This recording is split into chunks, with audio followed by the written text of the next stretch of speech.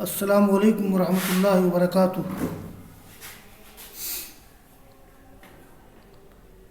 عزیز طلباء، صحیح مسلم کتاب الایمان کے 11 ابواب پورے ہو چکے ہیں۔ آج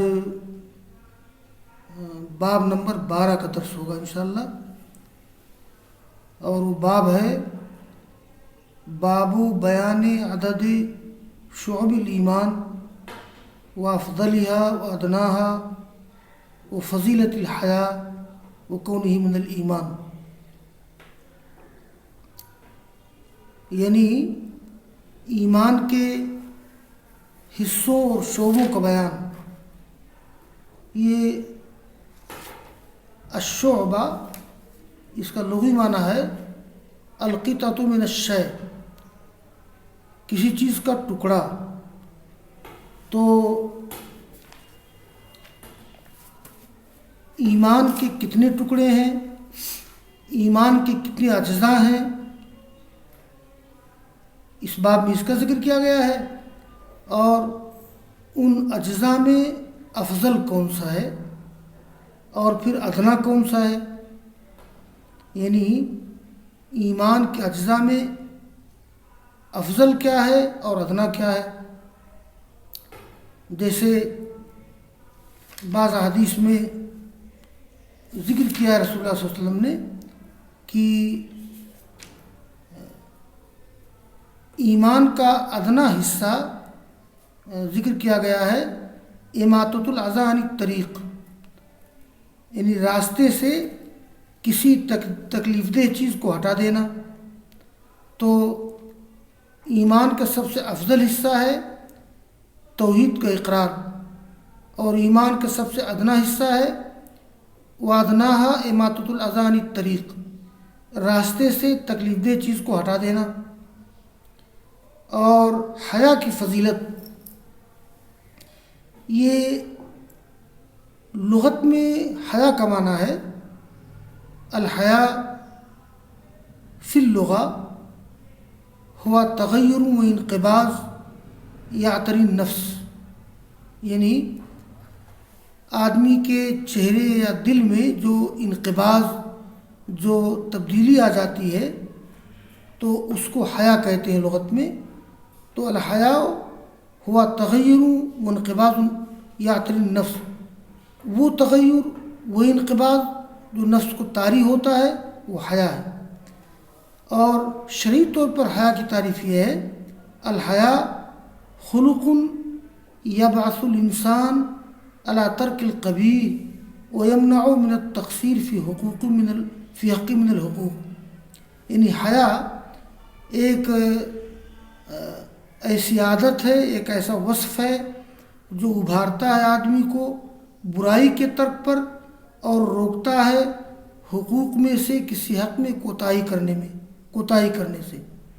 تو یہ حیا کا شرعی معنی ہے الحیا فی الشرع خلق یبعث الانسان علی ترک القبیح ویمنع من التقصیر فی حق من الحقوق، یعنی گویا حیا شرعی طور پر ایک ایسا وصف ہے جو ابھارتا ہے آدمی کو برائی کے ترک کرنے پر اور روکتا ہے حقوق میں سے کسی حق میں کوتاہی کرنے سے۔ تو یہ باب کی تشریح ہو گئی، اور اس باب کے تعلق سے ایک چیز اور ہے۔ ایمان کی بحث میں نے شروع کی تھی تو میں نے بتایا تھا کہ ایمان کے بارے میں ایک اختلاف یہ ہے کہ ایمان بسیط ہے یا مرکب۔ بسیط اس چیز کو کہتے ہیں جس کا کوئی جز نہ ہو، یعنی ایمان مرکب ہے یا مرکب نہیں ہے، ایمان بسیط ہے یا مرکب ہے۔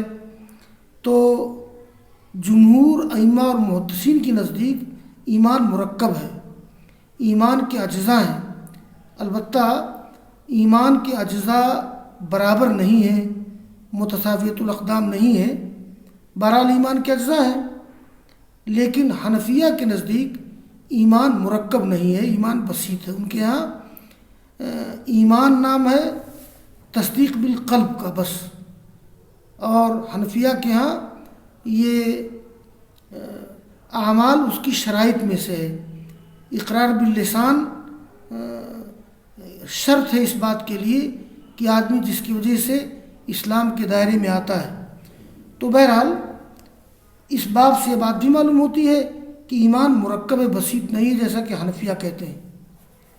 دیکھیے روایت دیکھیے، قال امام مسلم رحمہ اللہ حدثنا عبد اللہ بن سعید وعبد بن حمید قال حدثنا ابو عامر العقدی قال حدثنا سلیمان بن بلال عن عبد اللہ بن دینار عن ابی صالح عن ابی ہریرہ عن النبی صلی اللہ علیہ وسلم قال الایمان بضع وسبعون شعبہ والحیاء شعبۃ من الایمان۔ یہ بضعون کا اطلاق ہوتا ہے، یہ 3 سے لے کر کے 9 تک، یعنی ایمان کے 70 سے زائد شعبے ہیں، ایمان کے 70 سے زائد حصے ہیں، اور حیا بھی ایمان کے ایک حصہ ہے۔ یہ جو 70 کہا گیا ہے، 70 سے کچھ زائد، بلکہ بہت سے لوگوں نے بڑا اچھا تجزیہ کیا ہے کہ بعض اعمال سرزد ہوتے ہیں قلب سے، بعض اعمال سرزد ہوتے ہیں زبان سے، بعض اعمال سرزد ہوتے ہیں اعضاء و جوارح سے، اور کل ملا کر کے یہ 70 سے زائد اس کے شعبے ہو جاتے ہیں۔ جیسے کہ یہ اس میں تجزیہ کیا ہے کہ زبان کے اعمال مشتمل ہیں 7 حصوں پر، بدن کے اعمال مشتمل ہیں 38 حصوں پر، اور قلب کے اعمال مشتمل ہیں 24 حصوں پر۔ اس طرح سے تجزیہ کیا ہے بہت سے اہل علم نے، ابن حجر نے اس کا بڑا تفصیلی ذکر کیا ہے۔ تو بہرحال ایمان کے 70 سے زائد شعبے ہیں، اور حیا بھی ایمان کا ایک حصہ ہے۔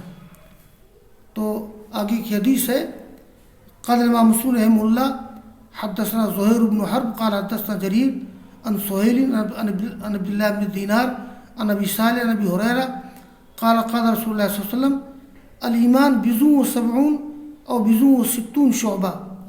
راوی کو شک ہے، ایمان کے 70 سے زائد شعبے ہیں یا 60 سے زائد شعبے ہیں۔ دیکھیے سب سے افضل کیا ہے، یہ توحید کی اقرار کرنا، اور سب سے ادنا کیا ہے، اماطۃ الاذی عن الطریق، راستے سے تکلیف دہ چیز کو ہٹا دینا، راستے میں پتھر ہو، کانٹا ہو، کوئی چیز ہٹا دینا، یہ بھی ایک ایمان کا حصہ ہے، اور حیا ایمان کا ایک شعبہ ہے۔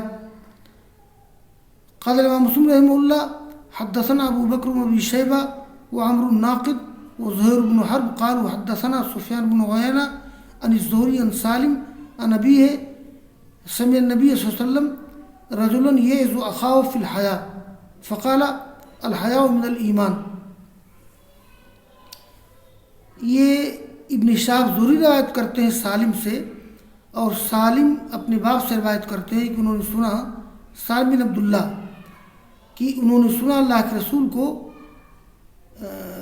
رسول اللہ صلی اللہ علیہ وسلم نے ایک آدمی کو سنا جو اپنے بھائی کو ڈانٹ رہا تھا حیا کے بارے میں، یعنی اس کا بھائی، اس کے بھائی کے اندر حیا اور شرم رہی ہوگی، وہ ڈانٹ رہا ہوگا کہ اتنی شرمیلے کیوں ہو، اس طرح حیا کی ضرورت نہیں ہے۔ تو سنا اللہ کے رسول نے کہ ایک آدمی اپنے بھائی کو نصیحت کر رہا ہے حیا کے بارے میں، یعنی یزجرہ وینہا عنہ، اس سے روک رہا ہے۔ آپ نے کہا نہیں مت روکو، الحیاء من الایمان، حیا ایمان کا حصہ ہے۔ اور آگے کی روایت ہے، قال امام مسلم رحمہ اللہ حدثنا عبد بن حمید قال حدثنا عبد الرزاق قال اخبرنا معمر عن الزہری بہذا الاسناد وقال مر برجل من الانصار یعظ اخاہ۔ اس میں تھوڑا فرق ہے، اس میں ہے کہ سنا آپ نے ایک آدمی کو نصیحت کر رہا تھا، اس میں ہے آپ گزرے انصار کے شخص کے پاس جو اپنے بھائی کو ڈانٹ رہا تھا حیا کے بارے میں۔ اور آگے کی روایت ہے، یہ قال امام مسلم رحمہ اللہ قال حدثنا محمد المثنى ومحمد بن بشار واللفظ لابن المثنى قال حدثنا محمد بن جعفر قال حدثنا شعبہ عن قتادہ قال سمعت ابا السوار يحدث انه سمع عمران بن حسین يحدث عن النبي صلی اللہ علیہ وسلم انه قال الحیاء لا یأتی الا بالخیر. اس میں عمران بن حسین روایت کرتے ہیں رسول اللہ صلی اللہ علیہ وسلم سے کہ آپ نے فرمایا کہ حیا خیر ہی لاتی ہے، حیا خیر کا سبب ہے. جب عمران بن حسین نے ذکر کیا کہ الحیاء لا یأتی الا بالخیر تو ایک صحابی ہے بشیر بن کعب عدوی، فقال بشیر بن کعب انه مکتوب فی الحکمہ ان منه وقارا ومنه سکینہ. فقال عمران احدثک عن رسول اللہ صلی اللہ علیہ وسلم وتحدثون عن صوفک. بشیر بن کعب کہتے ہیں کہ ہاں لکھا ہوا ہے حکمت کی کتابوں میں کہ حیا سے وقار پیدا ہوتا ہے، حیا سے سنجیدگی پیدا ہوتی ہے. تو عمران بن حسین نے کہا کہ میں تم سے بیان کر رہا ہوں رسول اللہ صلی اللہ علیہ وسلم کی حدیث اور تم مجھ سے بیان کر رہے ہو اپنی کتابوں سے، یعنی حدیث رسول کے مقابلے میں کس کتاب میں کیا لکھا ہے اس کی کیا اہمیت ہے. اور یہ روایت آگے تفصیل کے ساتھ ہے. قال الامام مسلم رحمہ اللہ حدثنا یحییٰ بن حبیب الحارثی قال حدثنا حماد بن زید عن اسحاق وابن سبیط ان ابا قتادہ حدث قال كنا عند عمران بن حسین في راحة منا وفينا بشير بن كعب فحدثنا عمران يومئذ قال قال رسول الله صلى الله عليه وسلم الحياء خير كله قال الحياء كله خير. فقال بشير بن كعب إنا لنجد في بعض الكتب أو الحكمة أن منه السكينة ووقارا لله ومنه ضعف. قال فغضب عمران حتى احمرتا عيناه قال ألا أراني وحدثك عن رسول الله صلى الله عليه وسلم وتعارض فيه. قال فأعاد عمران الحديث قال فعاد بشير فغضب عمران قال فما زلنا نقول فيه إنه منا يا أبا نجيد إنه لا بأس به. یہ عمران بن حسین نے جو حدیث ذکر کی تھی الحیاء لا یأتی الا بالخیر، تو اس پر جو بشیر بن کعب نے ایک بات کہی تھی کہ ہاں ہم نے بھی دیکھا ہے حکمت کی کتابوں میں لکھا ہوا کہ حیا سے وقار آتا ہے، سنجیدگی آتی ہے، جس پر عمران بن حسین نے ڈانٹ دیا بشیر بن کعب کو کہ میں حدیث رسول بیان کر رہا ہوں اور تم اپنی کتابوں کے حوالے سے بیان کر رہے ہو. یہی روایت تفصیل کے ساتھ ہے. یہ ابو قتادہ کہتے ہیں کہ ہم لوگ بیٹھے ہوئے تھے عمران بن حسین کے پاس فی راحت منا، یعنی اپنی ایک جماعت کے ساتھ، اور ہمارے درمیان بشیر بن کعب بھی تھے. تو عمران نے اس دن ہم سے حدیث بیان کی، کہا کہ فرمایا اللہ کے رسول نے الحیاء خیر کلہ، یعنی حیا خیر ہے، یا کہا کہ الحیاء کلہ خیر، مطلب آپ کے الفاظ کیا تھے، الحیاء خیر کلہ یہ فرمایا آپ نے یا الحیاء کلہ خیر. تو بشیر بن کعب نے کہا کہ ہاں ہم لوگ پاتے ہیں بعض کتابوں میں یا حکمت کی کتابوں میں کہ حیا سے سنجیدگی آتی ہے، اللہ کے لیے وقار آتا ہے، لیکن ایک بات اور کہہ دی ومنہ ضعف، اور حیا سے بزدلی بھی آتی ہے.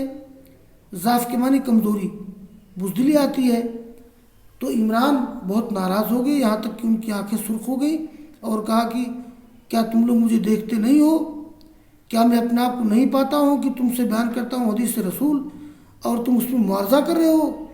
یعنی میں حدیث رسول کا ذکر کر رہا ہوں اور تم معارضہ کر رہے ہو کہ ہاں حکمت کی کتاب میں ایسا ہے اور حیا سے خیر بھی آتا ہے، حیا سے بزدلی بھی ہوتی ہے.